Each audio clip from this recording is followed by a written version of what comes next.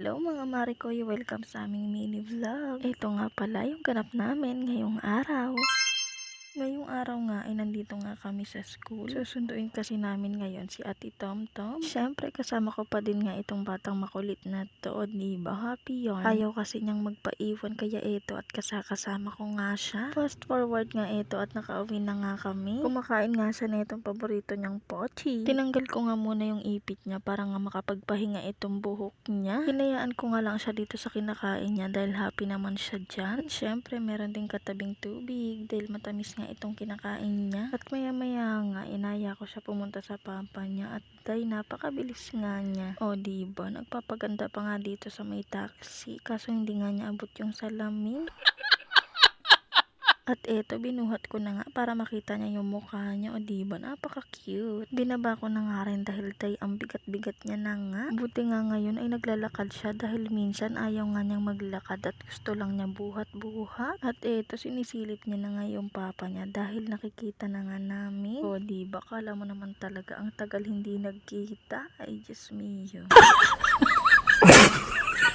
Sobrang excited nga niya makita papa niya, muntik pa nga siyang madapa. Excited yarn. Fast forward nga ito at nakauwi na nga kami. Wala naman kasi siyang ginawa doon kundi magkulit. Kaya ito, dito na nga lang siya magsasayaw. O diba, napakakulit talaga. May dancer na nga ako. Huy, kinagabihan nga ito at nandito na naman nga kami sa shop. Grabe naman makatingin tong batang to. Huy, yung mata mo ang taray. For the sundo nga kami nito kay Papa Noriel. Tingnan nyo naman ang itsura. For the haggard na nga ang person na to. Grabe nga ang pawis. O, diba, kahit gabi na nasa labas pa nga ang mga person na to. Huy, naantay nga lang namin magsara sila Papa Noriel. At kinabukasan na nga pala ito nga ang bata nang hingi nga ng biskwit dito sa mga kuya at ating niya. Ayaw kasi niyang ipabukas sa akin kaya ayan, nahihirapan tuloy siya. Kahit nga anong gawin niyang pagbukas ayaw naman mabuksan. At maya maya nga ito at nakatulog na nga rin siya. Saglit nga lang siyang dumedi at ito nakatulog na nga agad. Kahit nga tulog ay napaka-cute. Syempre, andito din ako. Uy, sino ka dyan? Bakit ang haggard? Imbis nga nasabayan ko sa pagtulog si Baby Elise, ito nga at naligo na nga lang ako. Marunong ka pala nun? Huy, charot.